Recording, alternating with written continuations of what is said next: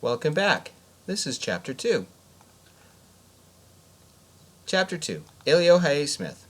Alone, I sat on the beach, looking at the waves. But this time I did not have my board. No, not this time. It was almost time to pick up my best friend's ashes. Dark brown hair, blue eyes. I had a tattoo of a wolf on my right chest and a tribal design around my left arm. My dad was from San Francisco. My mom was from here, Honolulu. At 22, I am the oldest of 5 kids, the tallest and second best surfer.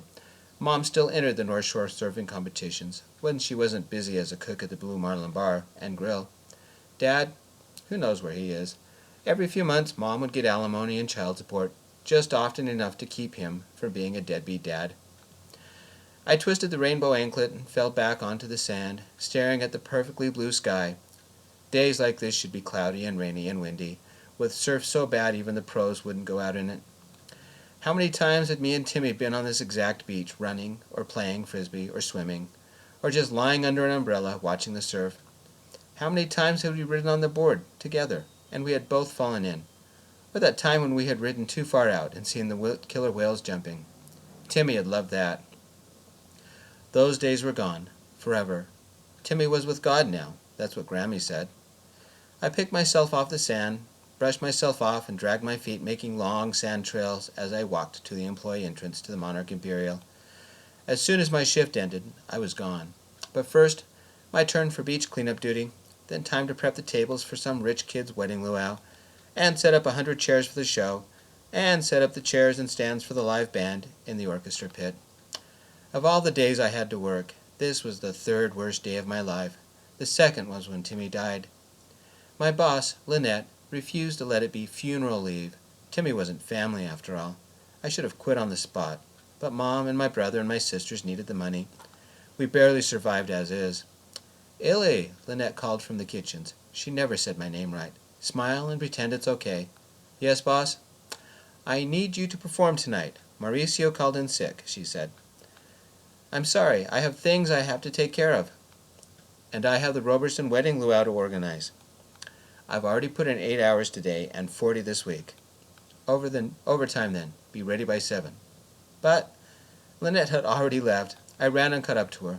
"That's fine, but I have to leave to take care of something important. I'll make sure I'm back by 7. Don't be late."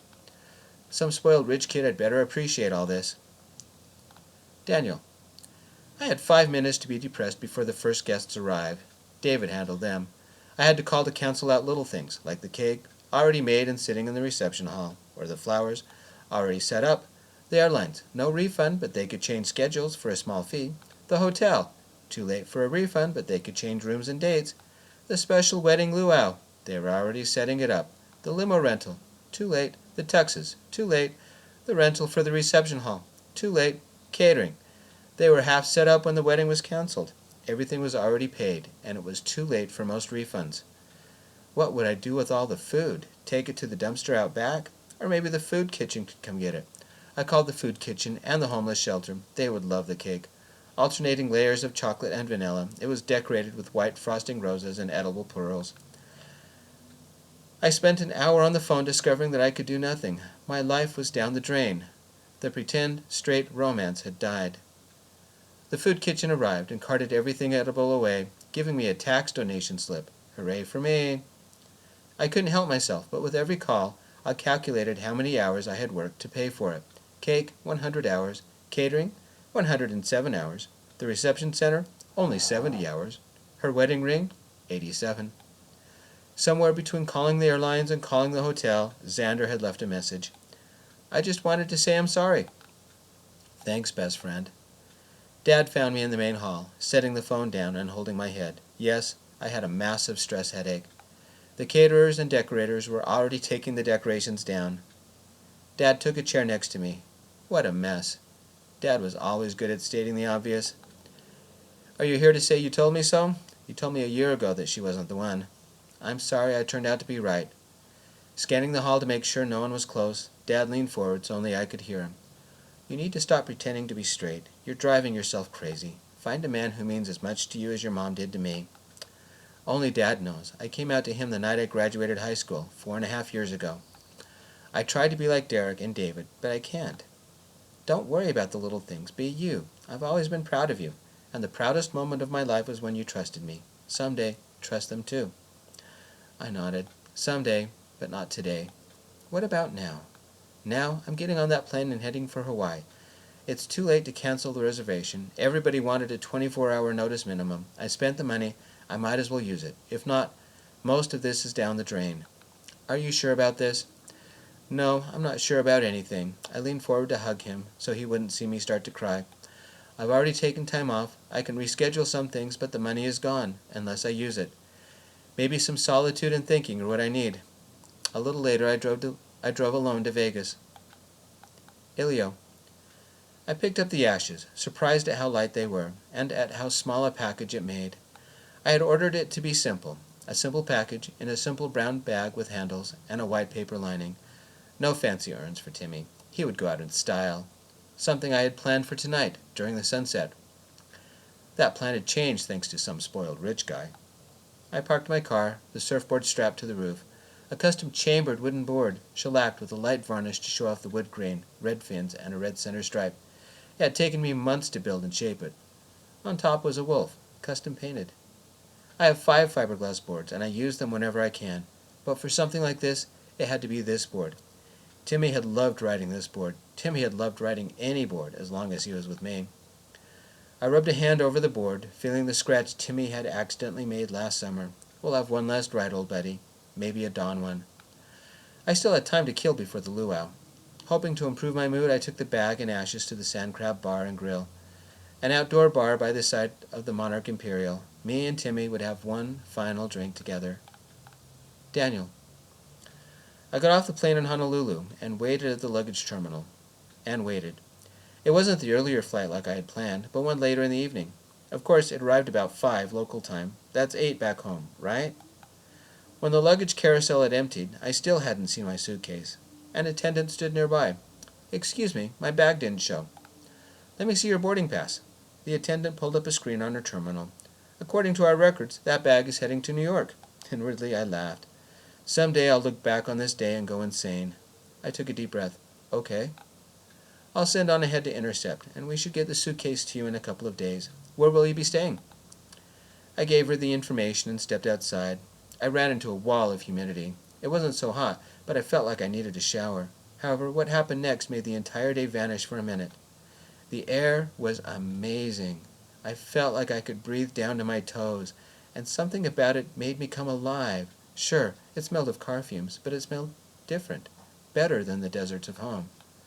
Do all first-comers stop and smell the air? Lugging my laptop bag on my shoulder, I had to sprint for the hotel shuttle before I drove off.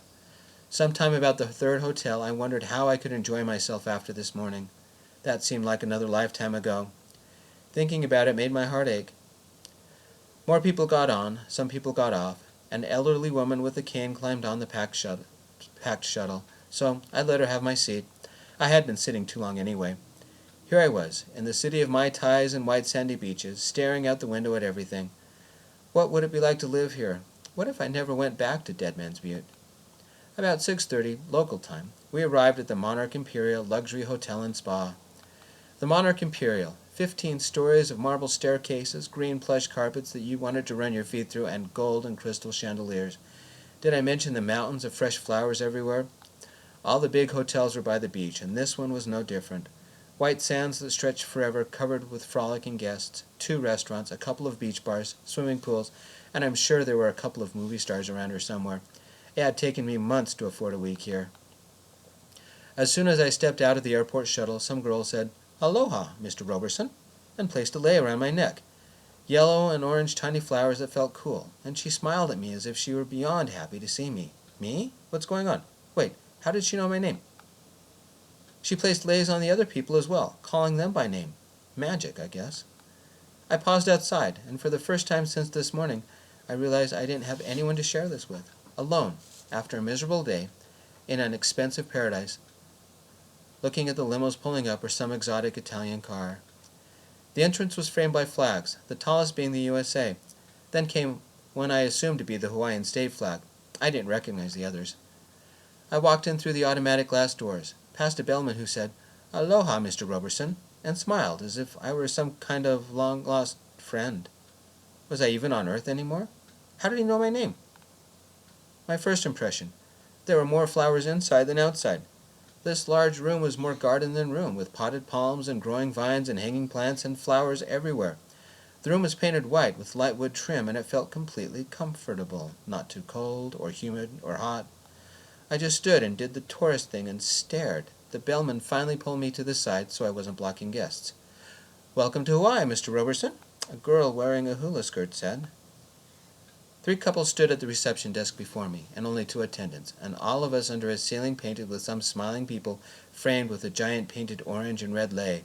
Did I mention the giant wooden ceiling fan circulating the air?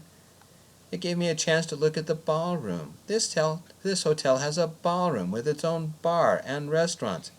Did I mention the gift shops? Give it a couple of rides and it would be an amusement park. Maybe the day had been too weird and I had gone to heaven. A flurry at the doors, and an entourage of Arabic men entered, all wearing long shirts and headscarves and leis. A second group of people followed, but these wore your traditional floral-printed shirts. Ashley would have loved it. Everywhere I looked, all I could see was how much money I had wasted on this place. How much of my life had I spent trying to make her happy when she had been screwing my best friend? Finally, it was my turn. I mean, not screwing Xander, but that would have been fun. But to the head of the line. "Aloha, Mr. Roberson. Or would you prefer Daniel? Welcome to Hawaii and the Monarch Imperial. What can I do for you?" She smiled, like all the others, and I had to look around to see if she was actually talking to me. Everybody was so happy. How did they all know my name? "Daniel, please. I called earlier canceling out the honeymoon suite and arranged to stay at your cheapest room." The floral spray on the wall behind her was white and yellow with birds of paradise stylishly placed. "Do you have your paperwork?" "What? Oh, yeah. Thank you, Daniel. It is a pleasure to have you stay with us." I showed her their acceptance on my phone, and she looked through some screen on her computer. "The good news is that with the downgrade to a smaller room, you have an expense account. Or you can extend your stay if you'd like, or even book another stay in the future. The bad news? Your room is not yet ready, but is being prepared now. Would you and Mrs. Roberson care for a complimentary drink in the bar?" I explained this on the phone. She had an affair and we didn't get married. It's just me. There is no Mrs. Roberson. "Oh, I'm sorry to hear that."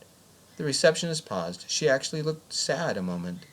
"It says that you have not canceled the wedding luau. Is that correct?" "Here we go again," I sighed. "I did. It says so in your response." Again she paused. She called over a manager, someone with a name tag that said Chansey. "Aloha, and welcome to Hawaii, Daniel," Chansey said. "I am sorry to hear about what happened. Unfortunately, the word was not passed down about the cancellation of the luau." Chansey looked over the computer, then at my face. "I'm exhausted right now, and I'm sure it shows. The luau is all set up. We will still hold it, but it will be at the monarch's expense. You may attend, of course, complimentary. We already have place settings for you at the table of honor. I'll take something in the back, give it to them." I pointed to the senior couple behind me. "The luau will be ready in 30 minutes. Would you care to enjoy a complimentary drink?" Chansey said. "It's been a long trip, and I would like to go to my room." "Daniel, it is taking us a little longer than we expected to get it prepared." The receptionist gave me the keycard, smiling. "Enjoy the luau." Everybody smiled, was so happy, so friendly. The place was so beautiful, and it made my mood worse. I could see how happy I could have been and what I was stuck with now. I chose the beach bar called Sand Crab and walked over to it. I took a seat at the light wood with grass skirt bar and pulled out my laptop. I might as well get some work done. It took a moment for my laptop to connect to the bar's Wi-Fi and another to connect with work. It always amazed me at the places I could be and still work, except today, working on what should have been my honeymoon.